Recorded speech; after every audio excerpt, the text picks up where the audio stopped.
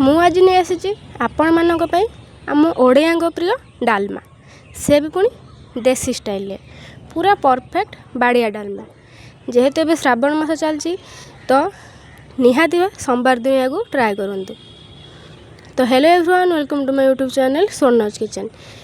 ଚ୍ୟାନେଲରେ ନ୍ୟୁ ଥିଲେ ଭିଡ଼ିଓ ଭଲ ଲାଗିଲେ ଲାଇକ୍ କରିବେ, ସେୟାର କରିବେ, ସବସ୍କ୍ରାଇବ୍ ନିହାତି ଭାବେ କରିବେ। ଠିକ୍ ଅଛି, ତ ଏବେ ଚାଲନ୍ତୁ ଭିଡ଼ିଓଟିକୁ ଆରମ୍ଭ କରିବା।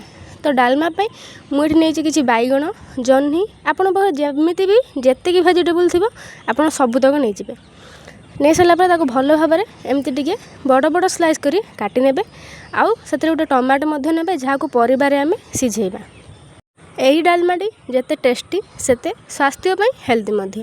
ତ ଏବେ କ'ଣ କରିବା ନା, ଏଠି ଦେଖନ୍ତୁ ମୁଁ କିଛି ମୁଗ ଡାଲି ମଧ୍ୟ ନେଇଛି। ଆପଣମାନେ ବିଭିନ୍ନ ପ୍ରକାର ଡାଲି ନେଇପାରିବେ, କିନ୍ତୁ ମୁଗ ଡାଲିରେ ଏହି ଡାଲମାଟି ବେଶୀ ସୁଆଦିଆ ଲାଗିବ। ତ ସେଥିପାଇଁ ମୋର ଯେତିକି କ୍ୱାଣ୍ଟିଟିର ଡାଲମା ଦରକାର ମୁଁ ସେତିକି କ୍ୱାଣ୍ଟିଟିର ଡାଲି ନେଇଯାଇଛି। ଏବେ ଏଥିପାଇଁ ଗୋଟେ ମେନ୍ ମସଲା ବା ଯେଉଁଟା ଆମ ଡାଲମାକୁ ଟେଷ୍ଟ କରିବ ସେଇଟା ଘରେ ତିଆରି କରିବେ।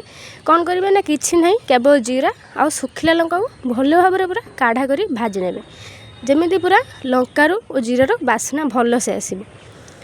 ଏଇଟା ହେଉଛି ଡାଲମାର ମେନ୍ ମସଲା, ଯାହା ଡାଲମାକୁ 10 ଗୁଣା ଟେଷ୍ଟି କରିଥିବ। ଓ ଯେମିତି ଆମେ ପୂଜା ପର୍ବରେ ମନ୍ଦିର ପାଖରେ ଡାଲମା ଖାଆନ୍ତି, ସେଇ ଡାଲମା ପରି ମଧ୍ୟ ଏହି ଡାଲମାର ଟେଷ୍ଟ ଲାଗିବ। ତ ୟାକୁ କ'ଣ କରିବେ, ଭାଜି ସାରିଲା ପରେ ସାଇଡ଼୍ କରିନେବେ।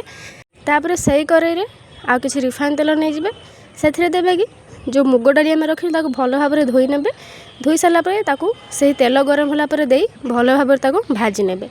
ଡାଲିକୁ ଭାଜିକି ହିଁ ରାନ୍ଧିବେ, ବେଶୀ ଟେଷ୍ଟ ଲାଗିବ। ଯଦି କଞ୍ଚା ଆପଣ ରାନ୍ଧୁଛନ୍ତି ତାହେଲେ କଞ୍ଚା କଞ୍ଚା ସ୍ମେଲ୍ ଆସିବ ଗୋଟେ। ଆପଣ ଭାଜିକି ହିଁ ମୁଗ ଡାଲିକୁ ନେବେ। ତାକୁ ଟିକେ ହାଲକା ବ୍ରାଉନ୍ ହେବ ନାହିଁ, ଜଷ୍ଟ ହାଲକା ଏମିତି ଟିକେ ଭାଜି ନେବେ।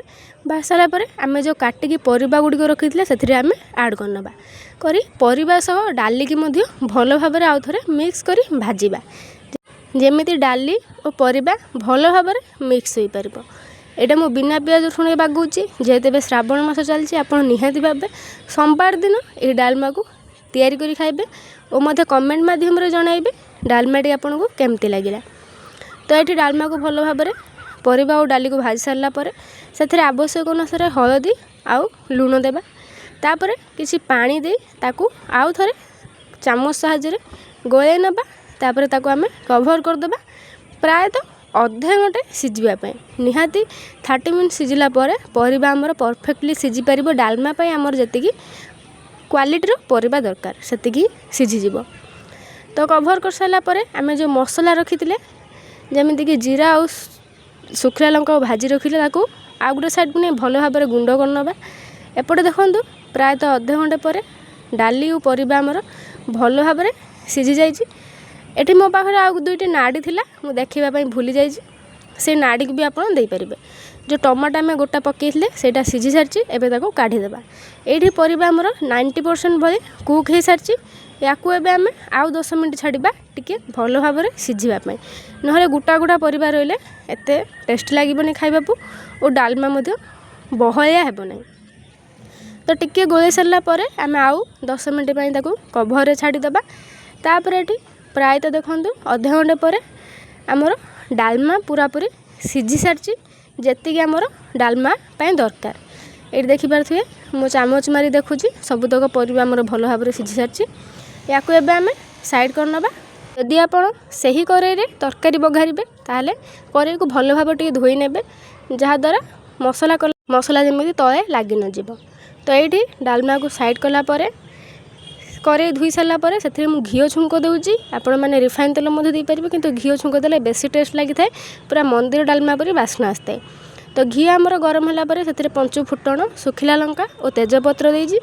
5 ଫୁଟଣ ଭଲ ଭାବରେ ଫୁଟିଲା ପରେ ସେଥିରେ ମୁଁ ଅଦା ଛେଚା ମଧ୍ୟ ଦେଇଛି, କାହିଁକିନା ଯେହେତୁ ଏଇଟା ବିନା ପିଆଜ ରସୁଣ ରହୁଛି, ଅଦା ଛେଚା ଦେଲେ ହିଁ ତରକାରୀ ଆମର ବହୁତ ହି ଟେଷ୍ଟ ଲାଗିଥାଏ। ଅଦା ଛେଚା ଦେଇ ତାକୁ ଭଲ ଭାବରେ ଟିକେ ଭାଜି ନେବେ। ଅଦା ହେଇସାରିଲା ପରେ ଆମେ ଯେଉଁ ଟମାଟୋକୁ ସିଝେଇ ରଖିଥିଲେ ତାକୁ ମଧ୍ୟ ସେଥିରେ ଦେଇଦେବା। ଦେଇସାରିଲା ପରେ ଟମାଟୋକୁ ଭଲ ଭାବରେ ମେଲ୍ଟ ହେଲା ଯାଏ କଷିବା, ଯେମିତି ଟମାଟୋ ଗୋଟା ଗୋଟା ଯେମିତି ନ ରହିବ, ଟମାଟୋ ଯେମିତି ଭଲ ଭାବରେ ମସଲା ସହ ମେଲ୍ଟ ହେଇଯିବ। ତ ଯେହେତୁ ଆମେ ଟମାଟୋକୁ ଆଗରୁ ସିଝେଇ ରଖିଥିଲେ, ଡାଲମା ଆମର ଶୀଘ୍ର ମଧ୍ୟ ପ୍ରସ୍ତୁତ ହୋଇପାରିବ। ଏହାକୁ ନିହାତି ଆପଣମାନେ ଯେଉଁ ସୋମବାରରେ ବିନା ପିଆଜ ରସୁଣ ଖାଉଛନ୍ତି निहाती आपण ट्राए करेंगे और मत कमेंट माध्यम जणाइबे। ठीक अच्छे मत लगे आपण मानक डालमाटी बहुत ही टेस्ट लगे। तो ये देखो टमाटो आमर हो आसला से बेसिक मसला जमी हलदी स्वाद अनुसार लुण आउ कि काश्मीरी रेड चिली देवे। यहाँ राग पाई नुह केवल कलर पर आपड़ देसी लंका गुंड दे पारे कि कंचा लंका दे पारे। तो सब बेसिक मसला दे मसला को आउ थे भल भाव में कषि नवा। एमती न्यू न्यू रेसिपी देखापी चाहूले मो चैनल को सब्सक्राइब करदे और चैनल को क्लिक करी आपण मैंने वीडियो देखिपारे। यदि वीडियो भल लगे ताहले निहाती भाबे गोटे लाइक करदे शेयर करदे सब्सक्राइब निहाती भाबे करदे। ठीक अच्छे देखो ये आमर मसला भी हो आसला। एबे आमे जो डाली सिझे रखी एबे आमे ताको सेथिरे देदेबा गोटे थर करे देदेबे जहाँद्वारा सबू डालमा आमर भल भाव में छुंक सह मिसी पारिबो। तो डालमा दे सारा पर आमे ताको भल भाव में चामच साहाय्य गलाई नबा जहाँद्वारा तरकारी सह मसला भल भाव में मिसी पार। तो एमती गोलाई ताको आमे टिके फुटवा छाड़ीदबा निहाती 3 ରୁ 4 मिनट भली आम तरकारी को फुटे नबा। ये देखो तरकारी भल भाव में फुटी आसला। एबे आसुची तार मेन जिनस जोटा कि जीरा आ सुखिला लंका आम भाजिकी गुंड कर रखी से ही सिक्रेट मसला को आम तरकारी आड करदबा। आउ किसी मसला दरकार नहीं यही मसला ही आपण डालमा मंदिर परी स्वाद देव। तो ये देखूँ तो मसला को दे आम आउ थे तरकारी को भल भाव में चामच साहाय्य गलाई नबा। तापर ये देखूँ रेडी हो जाए आमर गरमा गरम बाड़िया बा देसी डालमा आम समस्त ओडिया प्रिय डालमा जोटा कि जेतिकी हेल्दी सेतिकी टेस्टी और सेतिकी भल मध्य। आशा करी वीडियोटी आपण मानक बहुत ही पसंद आसीबो। चैनल को निहाती भाबे सब्सक्राइब करदेबे।